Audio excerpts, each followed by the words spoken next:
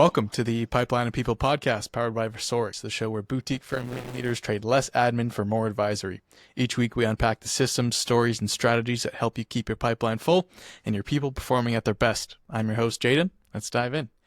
Today I'm joined by Ted Davis, founder of Grace Strategic Services, a firm dedicated to unlocking excellence through people-first leadership, strategic alignment, and organizational culture since 1997. Ted, welcome. Could you kick us off with a quick look at your background? I appreciate the invitation, and I appreciate you taking the time. This is my one shot to, in preparation for next week's holiday, I wore my patriotic shirt today. Very nice.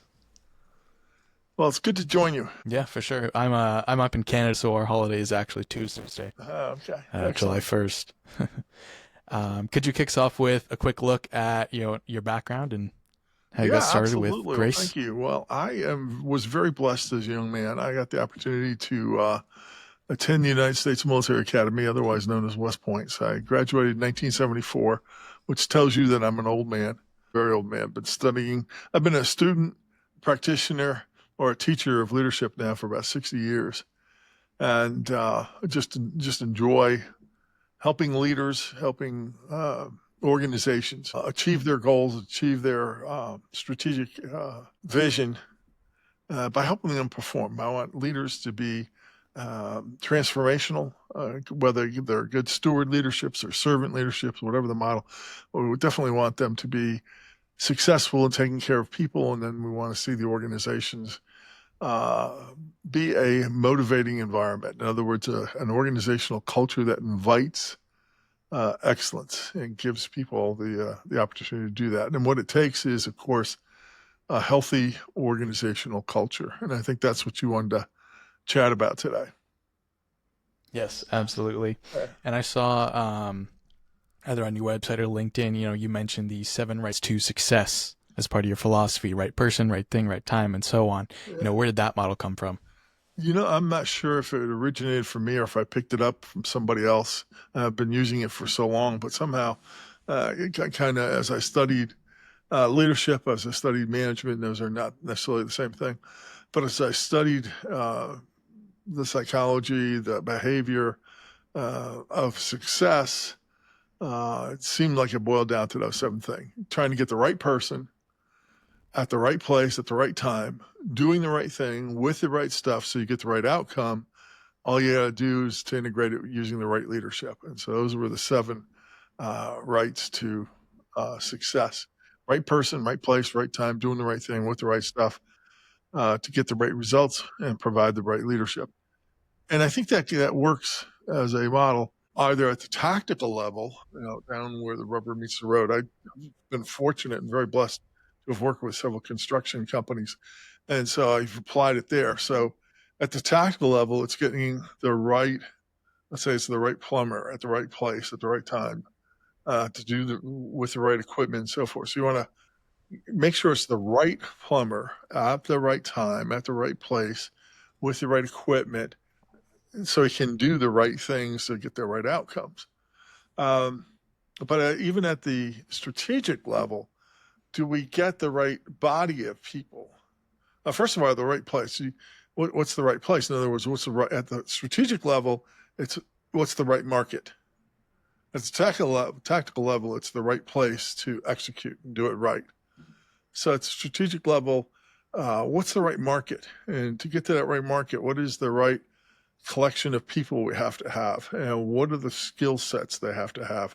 What's the messaging? So you approach it from obviously human resources, marketing, communications, finance, operations, the whole 9 yards, to make sure that we're successful. So that's been one of the models I've used for the last 28 years now. Yeah, it's very solid and simple enough that it can be applied to everywhere. It definitely caught my eye. And I know we covered this, but for the viewers, what we're going to kind of walk through today is what organizational culture really means in practice, what culture breaks down or never really fully takes root, how leadership style and clarity play into it, and then how to actually implement and sustain culture change across the team. Yeah, absolutely. So starting off, what led you to found Gray Strategic Services? How was your mission evolved over the years, and kind of what do most of your engagements look like today?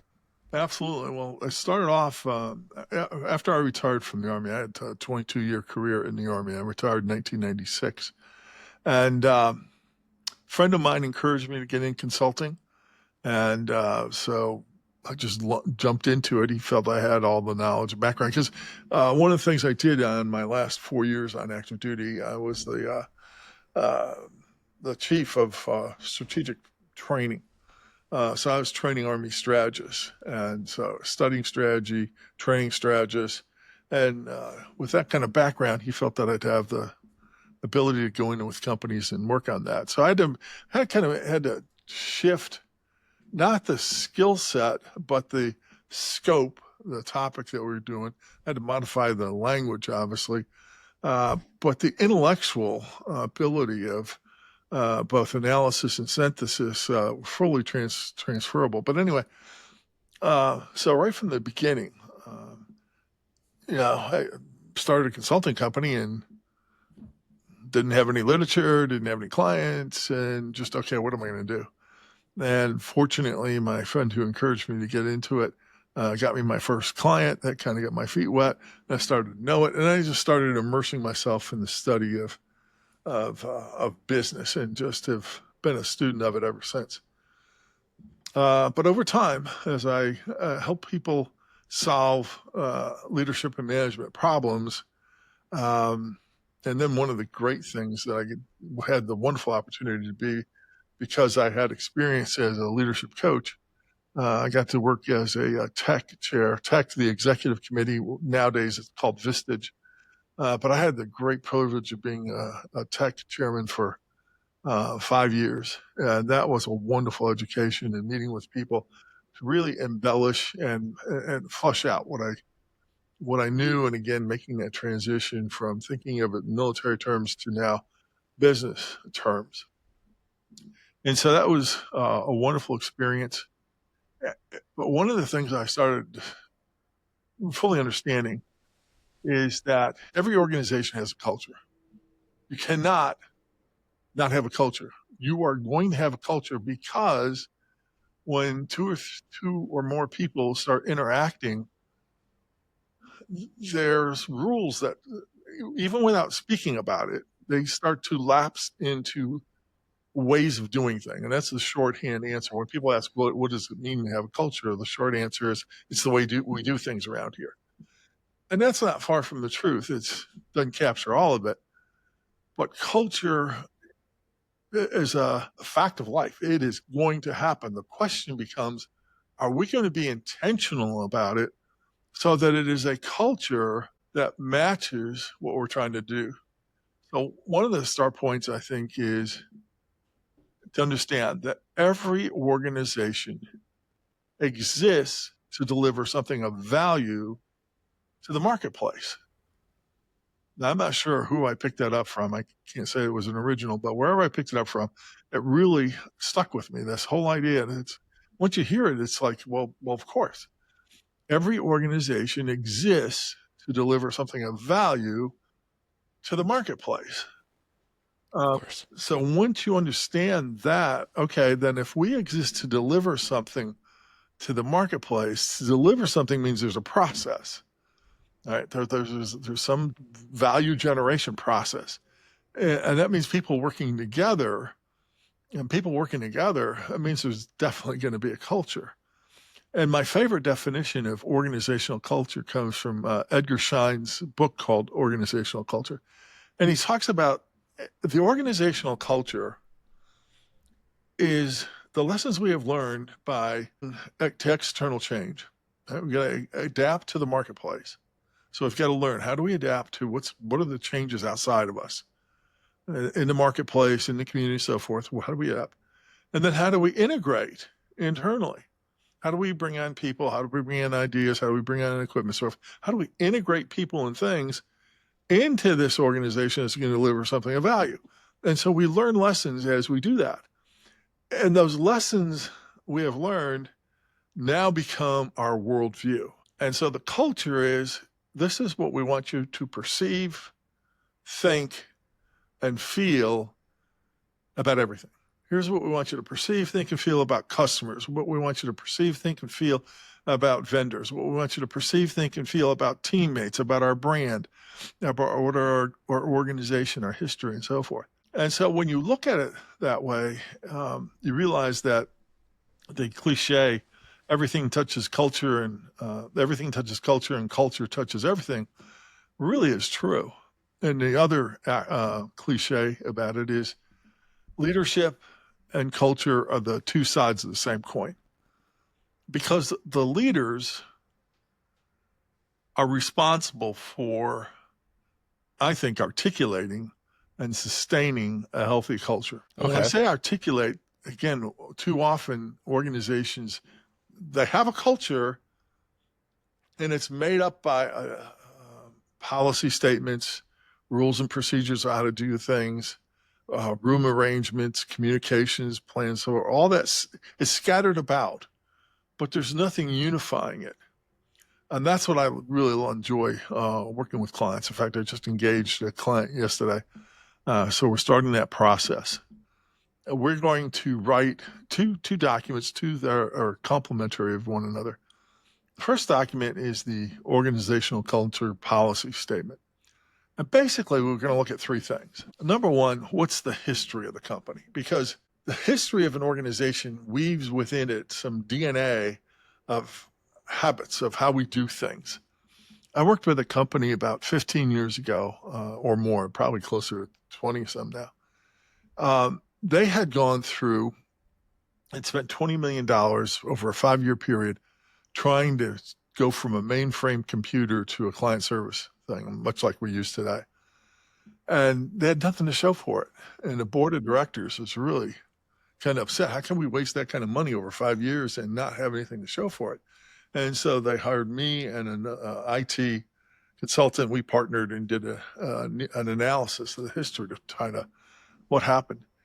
And kind of as the person who looked at it from the organizational point of view, one of the things I discovered was that in their history, their 70-year history, they had failed 4 times at technology integration.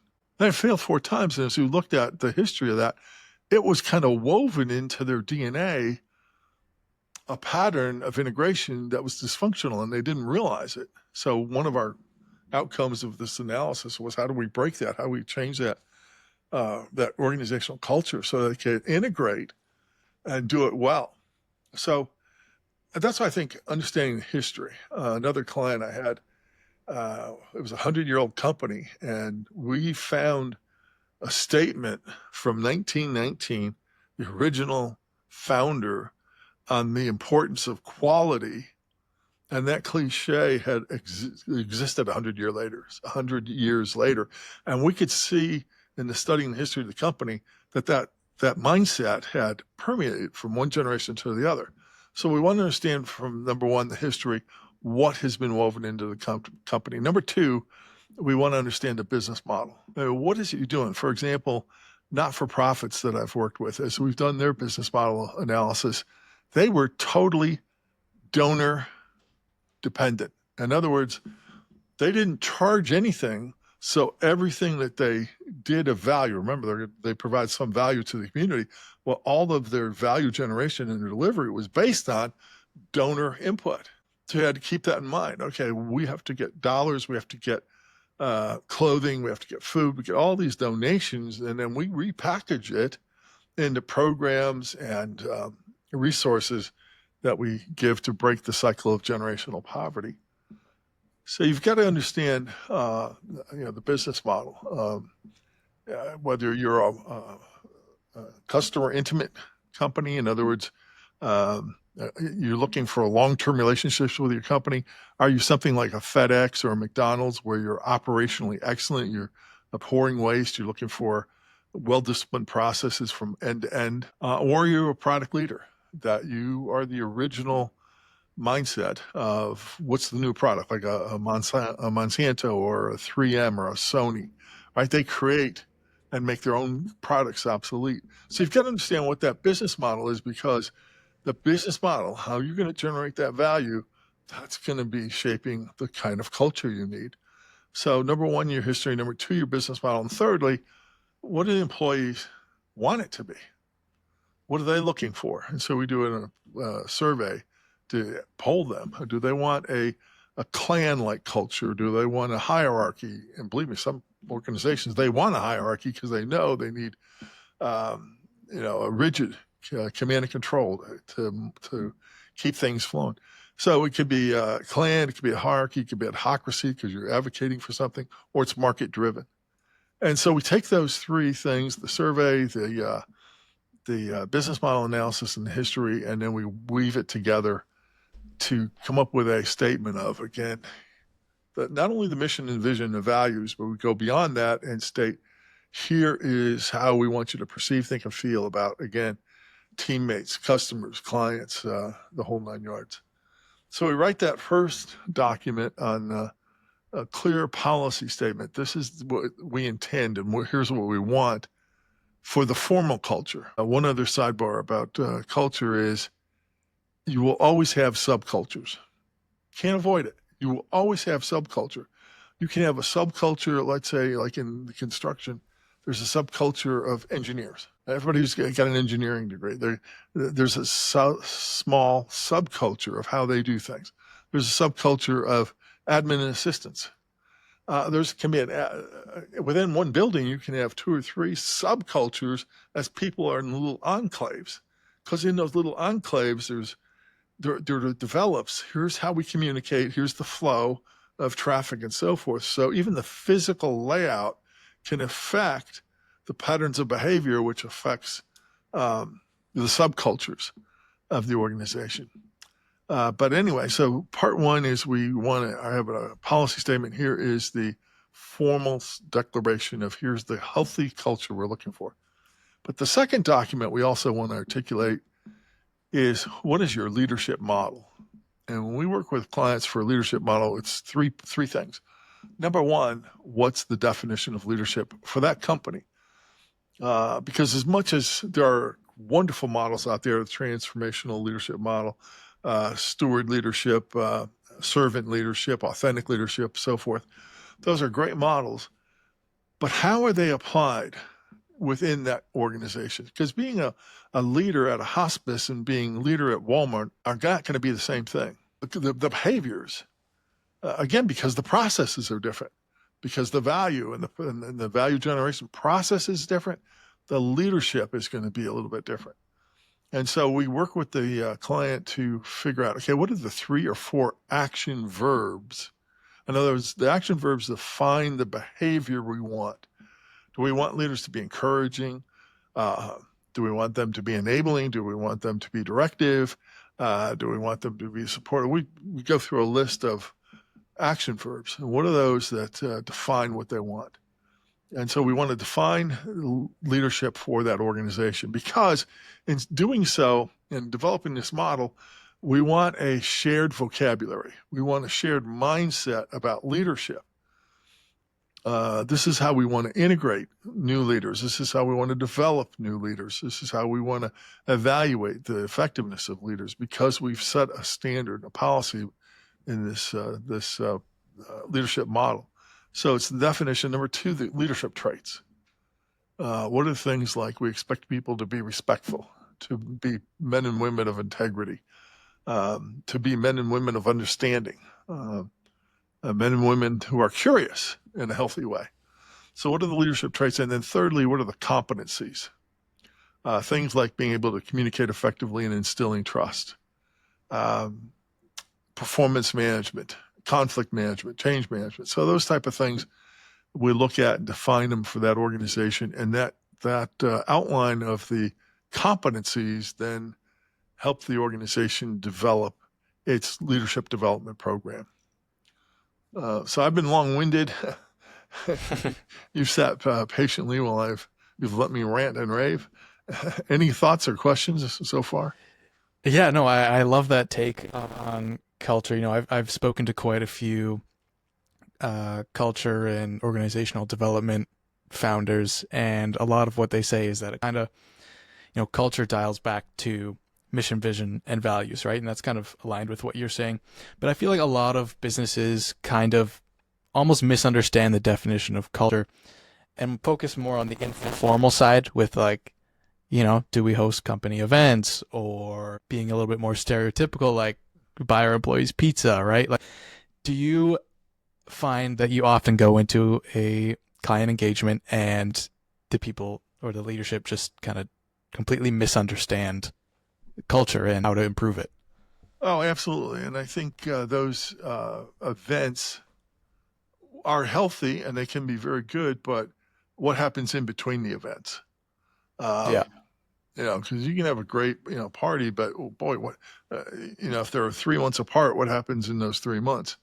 And what kind of, what's our policy, particularly in our leadership model? What's our policy about recognizing performance? What's our policy about performance management to both set clear expectations, observe performance, give timely, meaningful feedback, and if necessary, redirect people back on the right path. So you've got to you have to address what other things are going to be happening. So it's not easy. We can say it's easy with that catchphrase, culture is how we do things around here.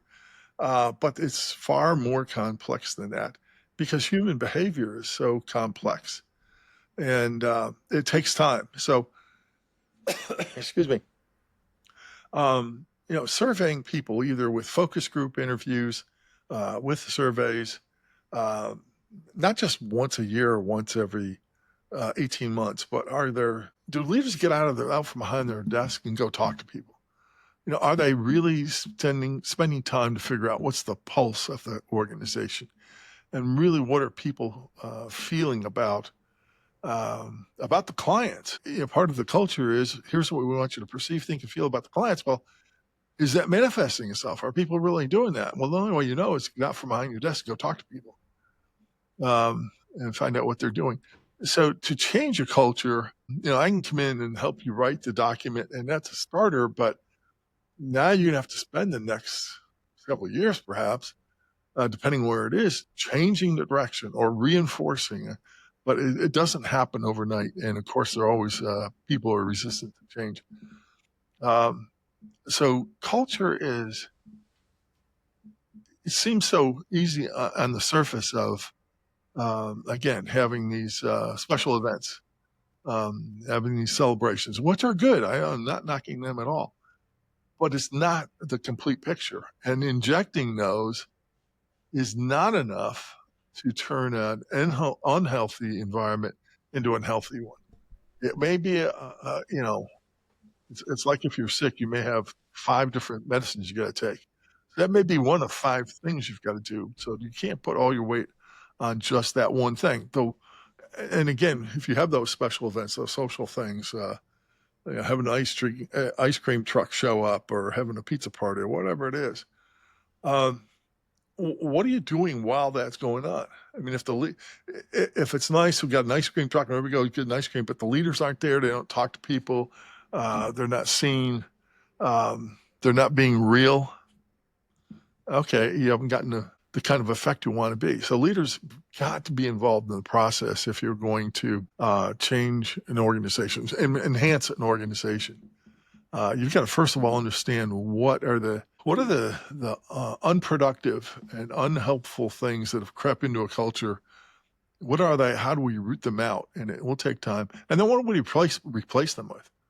What do we keep doing? What do we stop doing? And what do we start doing?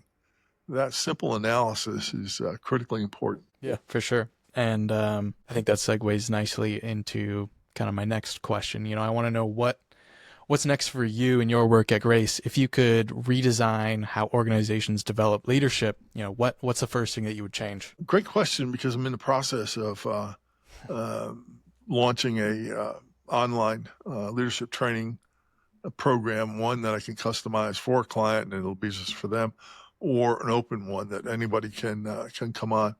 And one of the first things that I like to do when I'm training leaders is, excuse me, kind of a twofold start point. Number one, I want you to think of yourself as a professional. If you are in leadership position I distinguish the leadership between the management. Now they go together because you're supposed to be a leader manager. That's not a leader of people and just not a manager of processes, but you got to be both. But as a leader, you got to consider yourself as a professional, because a profession, there's a threshold of being allowed into it. And to become a leader, you've impressed somebody somehow. They selected you and said there's potential. Or maybe there's an education, or there's something. Like in my case, I got to be a leader because I was trained to be a leader. First as a, pre-West Point when I was in high school and so forth, somebody saw that there was some potential and they kept putting me into it. And then they started sending me some classes even at that young age, and it started to take root. And then for 4 years at the academy, it was very wonderful leadership training opportunity. And then the rest of the time I was on active duty, and now it's been kind of a continuous self-education, but there's an education. Number two, there's a standard. Now, as a leader, you've got to meet a standard that's higher than everybody else's. And there's a body of knowledge. And that's the third component of a profession, is there's a unique body of knowledge. And that is human behavior. If you're going to be a leader, you must understand human behavior. You've got to understand human needs, because it's needs that motivate folks. So you got to realize that. So I think that the first thing I want people to understand is, if you're going to approach this thing of being a leader, consider yourself a professional. You may be a first year, you're just emerging, or if you're in my case, you're in your 50th, 60th year. So what? You still got to be a professional. You still got to keep learning how to be good at it. Still study human behavior. And one of the kind of the second most important, I think I take leaders through, is, what's your definition of leadership? Just as I said, with companies, I help them go through what's your definition of leadership, their leadership traits, their leadership competencies. Well, even on an individual level, I want you to define and say, okay, this is what I expect to deliver as my leadership. John Maxwell, very prolific author, and he has his 5 levels of leadership. And the level 1 is, you have the position. And then when you're in the position, the people have to follow you, right? They have to obey you. But the next level up is permission. They give you permission to be their leader. And I think that is a huge understanding, that you've got to go from position. Because if you rely on your position and your title and you're just going to bark out orders, there will be a point at which people don't want to listen to you, and they won't listen to you, and they will sabotage you, because they haven't given you permission. But when they come to realize, wow, working for Jaden's a good boss. Jaden listens to me. He takes care of me. He listens. He gives me feedback. When they start to accept you, Jaden, as their leader, now they're not going to come to you and you just say, hey, Jaden, you are such a great leader. I want you to be my leader, and this is what I'm going to do. Okay, well, let's have this agreement. Jaden, don't wait for that conversation. However, that decision will take place. People will suddenly, even if they don't recognize it for themselves, they will suddenly give you permission to be their leader. So one of the things I want leaders to do at a personal level is define what's your definition of leadership. And number 2, what is the benefit to being under your authority? Because if I'm under your authority, is there a benefit? I mean, do I get information? Do I get the right resources? Do I get timing? Do I get feedback? What is it? Why am I going to give you permission? I'm only going to give you permission when I see there's a benefit. And I think, again, we've got to be intentional about these things, just like the organization needs to be intentional about the kind of leadership it wants and develop it according to its leadership model. Well, I think we as individuals have got to be intentional about leadership. What's the benefit going to be to being under my authority? Not only that, but then thirdly, what's the benefit to the organization? How is this organization going to be better because they've selected me as a leader?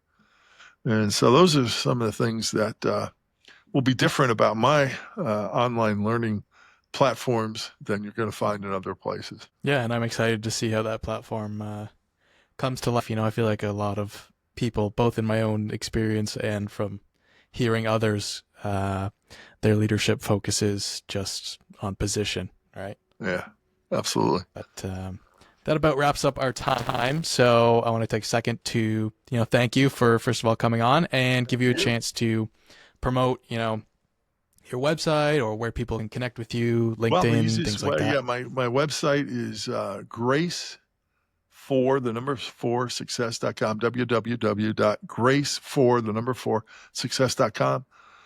They can email me at te Davis, just one D, te Davis at grace4success.com, or send me a text at 913-306-1499.